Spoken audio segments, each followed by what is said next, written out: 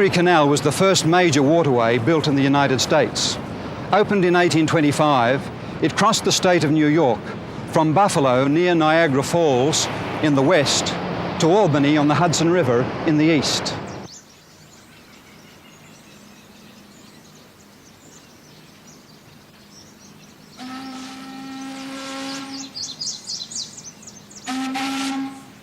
About half an hour's drive east of Rochester lies the small town of Port Gibson.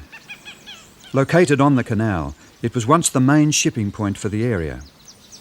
It was also the home of an active Methodist layman, Hiram Edson, who in 1843 accepted the message of the soon coming of Christ taught by William Miller and his associates.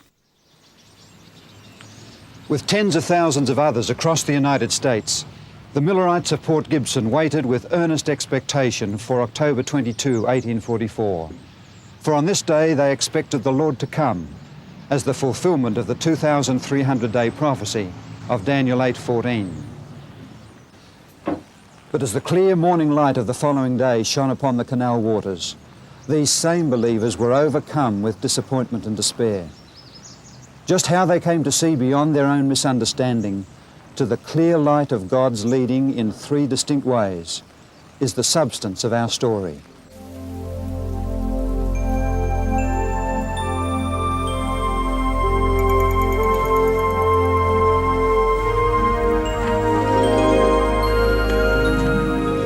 There were many Adventist believers who gathered at Hiram Edson's farm on October 22, 1844. Researchers established that this was his house, though rooms have been added on both sides since the time Edson lived here. On that cool October morning, the disappointment of Edson and his friends became all too real. That slips off the tongue mighty easily, young fella. I beg your pardon, sir? I don't think you have any idea how devastated we were. What do you mean? I'm telling you, we experienced the worst kind of doubt. Some of us with more bitterness than others. We wondered if the prophecies of Daniel were wrong. We wondered if maybe the Bible was a fairy tale. And some of us even wondered if there was still a God in heaven. We went to my barn back there and we prayed. And after re-examining our faith, we decided that there had to be an answer to our dilemma. And what was that? Well, after we'd eaten breakfast, I suggested to young Owen Crozier that we visit some of our neighbors in the area here and see if we could encourage them a bit. I'm not sure if it was because of our fear of our mocking neighbors, but anyway, we headed out across my cornfield. All that corn. We'd been so sure of Christ's second coming that I'd left the whole crop standing in the field. Have an ear of New York's finest. Thank you. You're welcome. You know, as we walked along that morning, and I reviewed in my mind the events of the previous 24 hours, suddenly I stopped and looked up into heaven, and it seemed as if the heavens opened, and across my mind flashed the arrangement of the sanctuary. You know, we Millerites had been preaching the text until 2,300 days, then shall the sanctuary be cleansed. And we thought that that sanctuary was this earth. Well, later we realized that the Bible teaches that there's a sanctuary in heaven too. And Christ had moved like the high priest in the Day of Atonement from the holy place to the most holy place on October 22, 1844. Our Lord had a work to perform in heaven before returning to this earth. That's where Brother Miller had made his mistake. The Lord was good. He had heard our morning prayer. Well, so long, young fella. So long.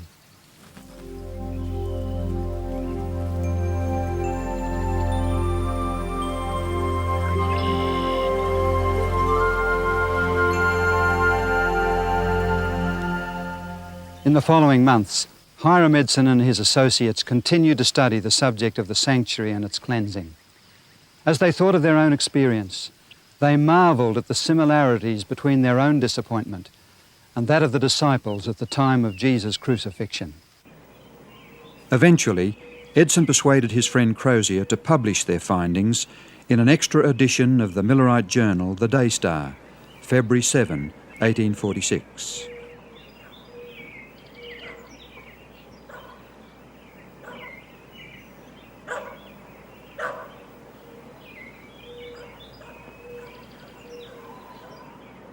But meanwhile, a second significant development was taking place here in Washington, New Hampshire. 2 years earlier, in 1844, a Seventh-day Baptist lady had shared with a group of Millerite believers here her conviction that the seventh day of the week should be observed as the Sabbath.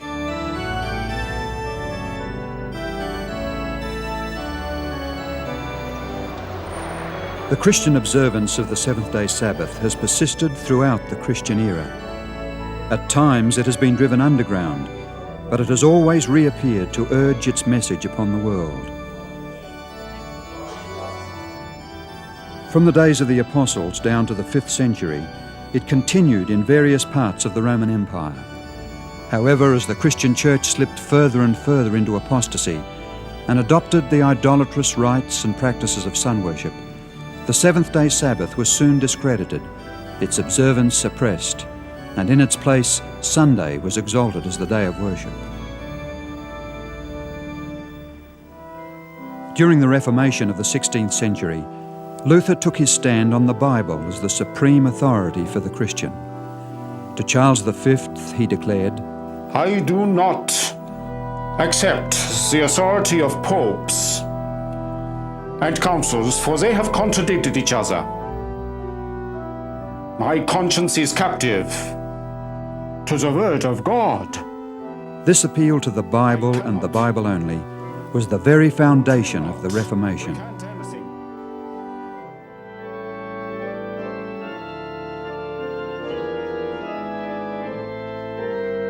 As the Reformation continued, dialogue soon arose within the Church over the question of Sunday and the Sabbath.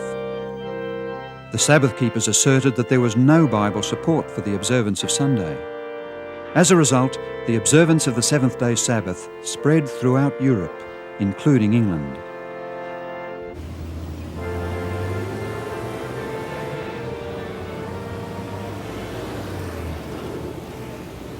There, agitation over the Sabbath became the centre of controversy among the Puritans throughout the 17th century.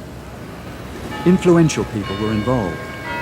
Among the many who advocated the observance of the seventh day was a London barrister and a Commonwealth Speaker of the House of Commons.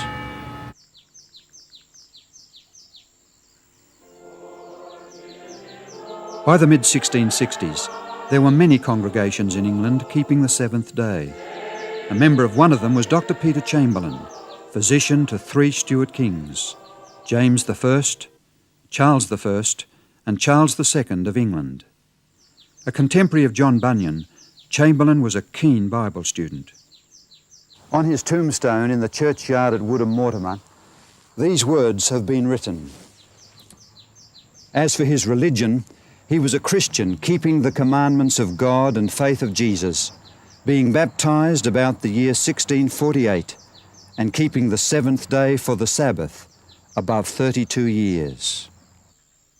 Chamberlain was a member of the Seventh-day Baptist Church, a small group that had separated from the Baptist Church in the early 1600s because of their convictions concerning the Sabbath.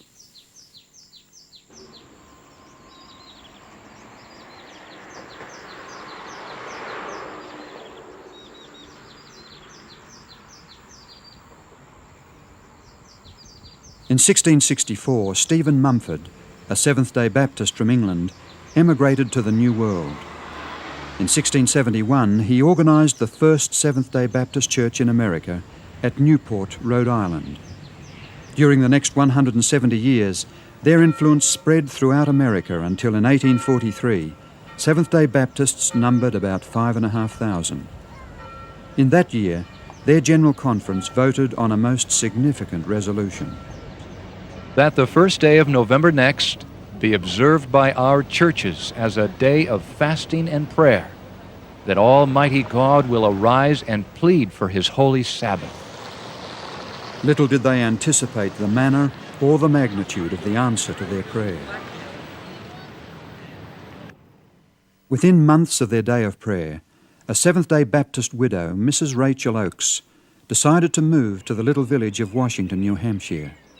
Her 18-year-old daughter, Delight, had accepted a position there as a schoolteacher. Driving into Washington today, the marker on the roadside states that this is the birthplace of the Seventh-day Adventist Church.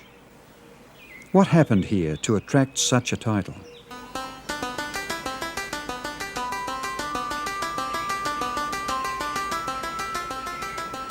This sturdy wooden church is today located far from the town centre, but once it was set in the middle of a thriving farm community.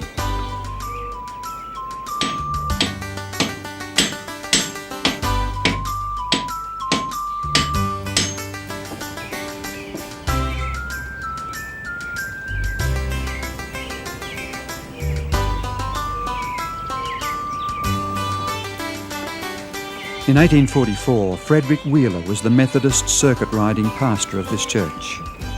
2 years earlier, after reading William Miller's books, Wheeler began to teach the soon coming of Jesus. The majority of his congregation here also adopted Miller's teachings.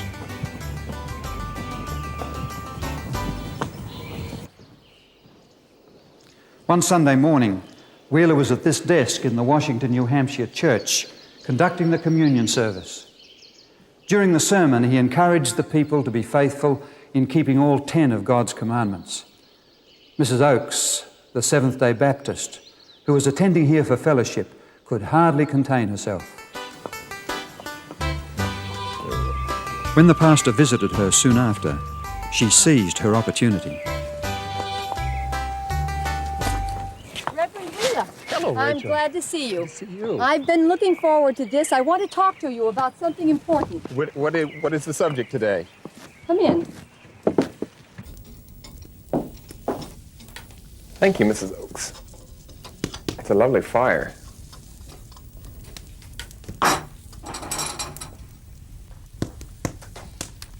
In Sunday service, Reverend Wheeler, you said that everyone who confesses Christ should obey all God's commandments. I am strongly of that opinion, sister. Well, I'll be making it clear. I came near standing up right then and there and saying something. I sensed as such. What did you want to say? I wanted to tell you that you had best put that cloth back on the communion table until you begin to keep all God's commandments yourself, including the fourth.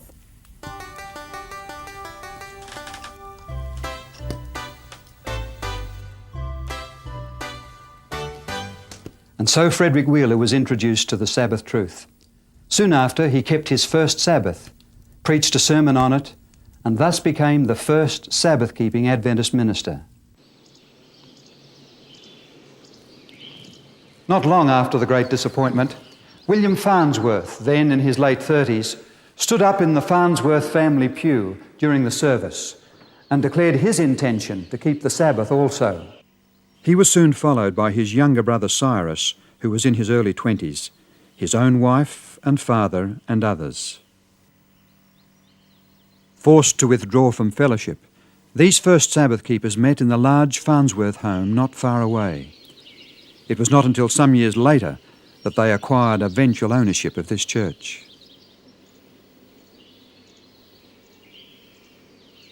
Adjacent to the church is the graveyard where many of these early Seventh-day Sabbath keepers lie buried.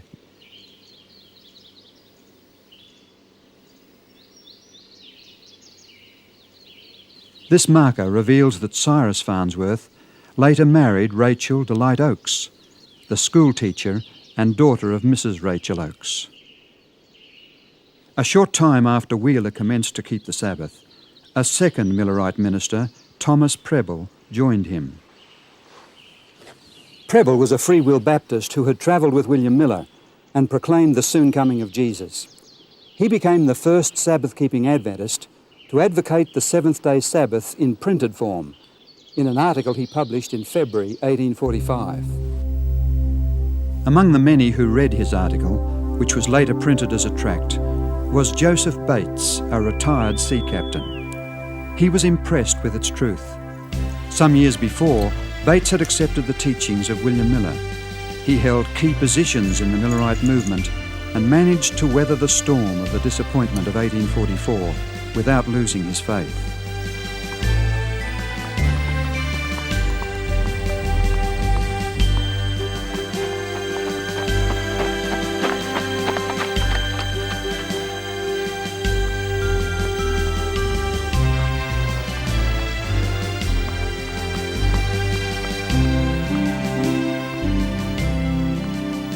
Hearing of the company of Sabbath keepers in Washington, he journeyed there, but on the way met with Frederick Wheeler on his Hillsborough farm.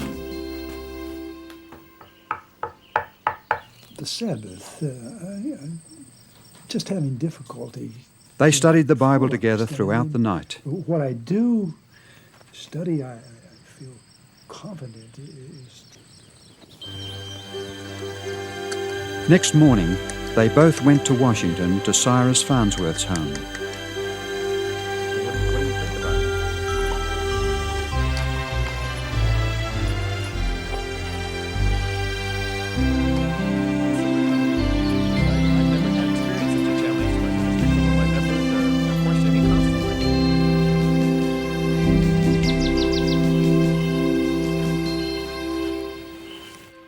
Here at the Farnsworth home in 1845, after further study with Wheeler and Farnsworth, Bates made his decision about the Sabbath.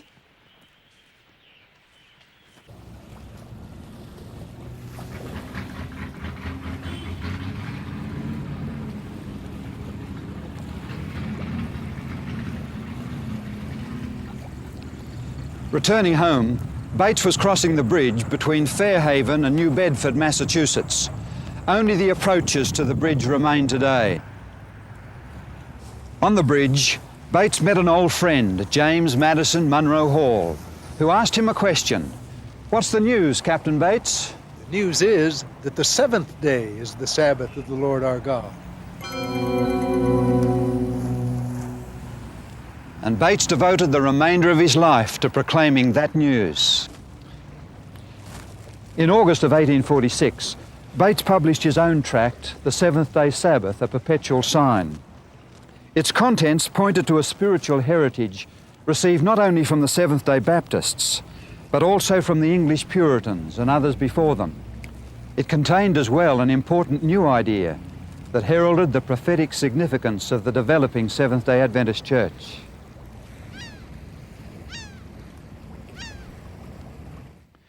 After Bates had begun to keep the Sabbath, he noticed something that the Millerites had overlooked.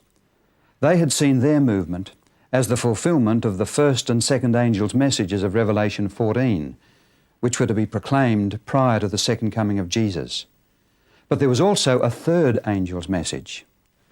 Bates noted that Revelation 14 and verse 12 describes the people who are preaching these messages as those who keep the commandments of God and the faith of Jesus.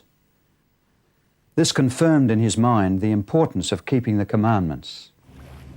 It seemed to him that the time had come for a people who had proclaimed the first and second angels' messages to recognize the third message and to keep the commandments of God and the Sabbath, the fourth command, enjoined.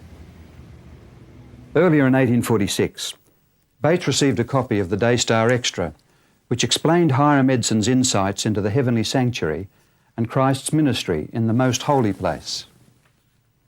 He began to correspond with Edson and accepted his invitation to a conference to be held in Port Gibson later that year. There, Edson shared his insights into the sanctuary, but Bates too had something to share. As Bates outlined his reasons for keeping the seventh-day Sabbath, Edson jumped to his feet and declared, "That is light and truth. The seventh day is the Sabbath, and I am with you to keep it." And keep it he did till the day of his death.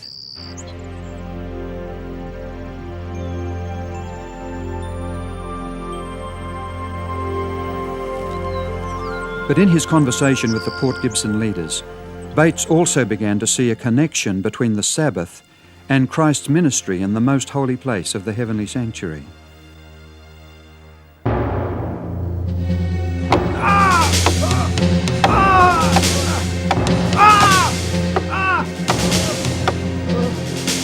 Jesus was at the centre of both teachings.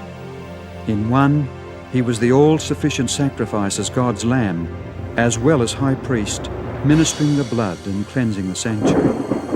In the other, he was the creator of the world and giver of true rest. The 1846 conference was the first public expression of such a connection.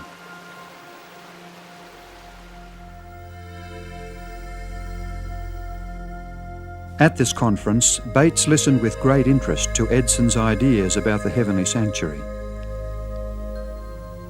He knew that the Bible taught that the Ark of the Covenant was located in the sanctuary's second apartment, and that inside the Ark were the Ten Commandments. With great interest, therefore, he read Revelation 11:18, which speaks of the final days of Earth's history, when the nations would be angry and the time had come for the world's last judgment. But then in the next verse he read that at the same time the temple of God, or the heavenly sanctuary, was to be opened, and there was seen in his temple the ark of his testament. Bates reasoned that if Jesus' ministry in the most holy place was now the focus of attention, then the ark, its law, and the seventh-day Sabbath that law commanded also assumed new importance. The fulfillment of the 2,300-year prophecy in 1844 had therefore drawn attention to the heavenly sanctuary in a way never seen before. As a result, two special emphases concerning Jesus emerged. First, he was now engaged in his final work as our high priest in the most holy ministry of that sanctuary. Second, he was Lord of the Sabbath day, and had both commanded the seventh day to be kept holy and observed it himself as our divine example. But there was to be a third distinguishing sign associated with God's great final proclamation of the gospel. It too was to come from Jesus, for in Revelation 12:17 it is identified as the testimony of Jesus. Just what does this mean?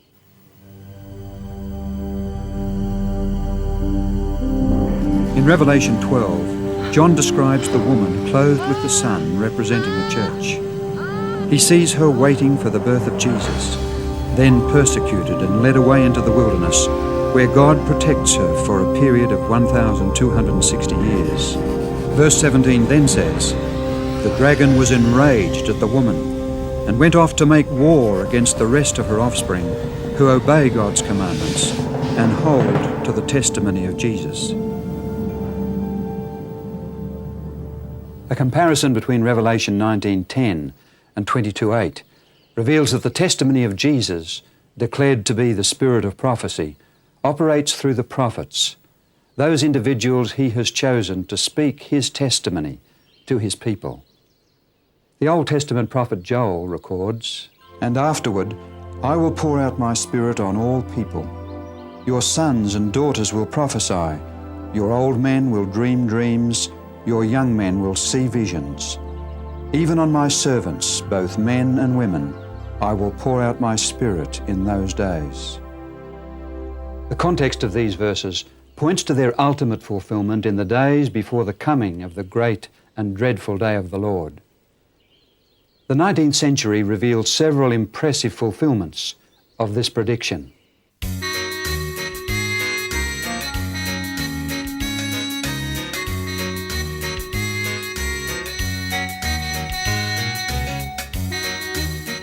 In the late 1830s, a young American black who was converted at the age of 17 moved here to Boston, Massachusetts, to prepare for the gospel ministry.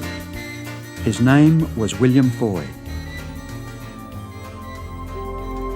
During 1842, Foy received two impressive visions. He later published a description in a pamphlet entitled "The Christian Experience of William E. Foy," together with the two visions he received in the months of January and February 1842.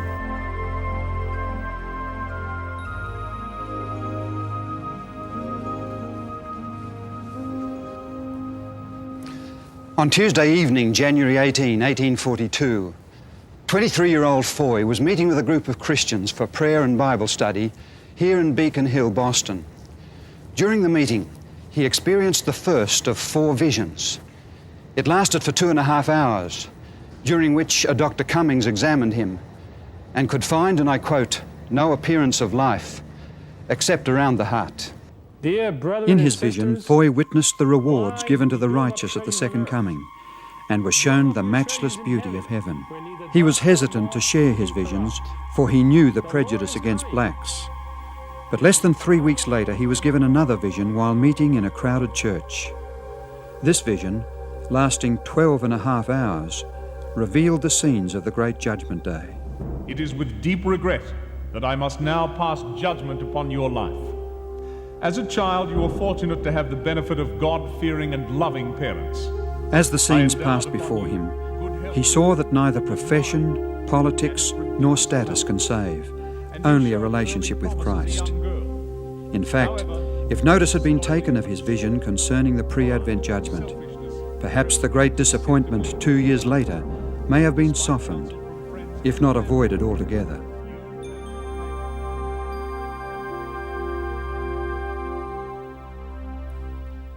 Foy was told to relate to others what he had seen, and during the months that followed, he preached extensively, creating a sensation wherever he went. Vast crowds heard him tell of what he had seen of the heavenly world and the need to prepare for it. It appears that 2 more visions were given to him, including one revealing 3 steps to the heavenly city, which he did not understand.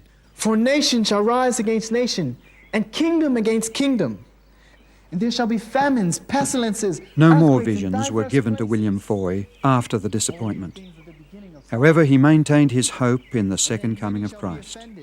He continued as an esteemed and beloved preacher in small rural communities, finally settling in East Sullivan, Maine. And this gospel of the kingdom shall be preached into all the world, for a witness unto all nations. There he died in November 1893 and was buried here in the Birch Tree Cemetery.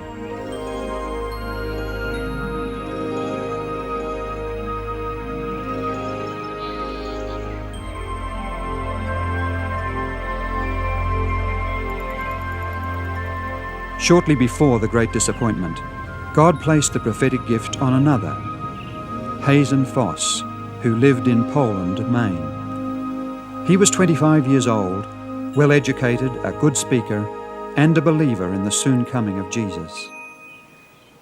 In his first vision, he was shown the journey of the Advent people to the city of God. It corroborated with Foy's visions and included a view of 3 steps by which God's people approach the holy city. After the disappointment, he was told to relate what he had seen. Fearing opposition, Foss refused. In a second vision, he was again urged to share what he had seen, but still he refused. A third vision followed, in which he was told that he was released and that the burden would be laid upon one of the weakest of the weak, who would do the Lord's bidding.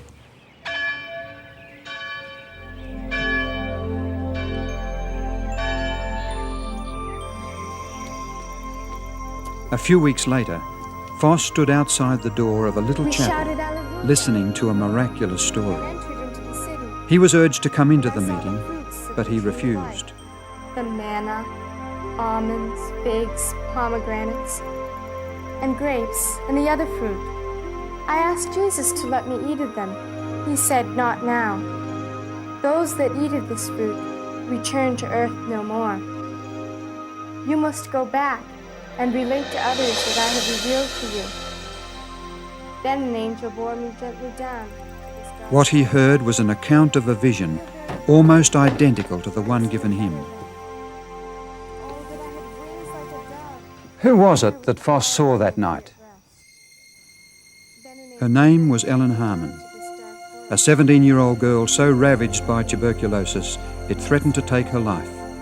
She could barely speak in a whisper and was often wakened from sleep by coughing and bleeding in her lungs. Yet God took this weakest of the weak and called her to give the testimony of Jesus to his people. Empowered by God's Spirit, she was to bear that testimony for the next 70 years. The explanation of the sanctuary, the seventh-day Sabbath truth, and a modern manifestation of the spirit of prophecy These three key revelations helped lead many through the disappointment of 1844. And it was the last of these, in the person of Mrs. Ellen Gould White, who was to continue to act as a compass for this fledgling group of believers well into the 20th century. It is to her story we turn next.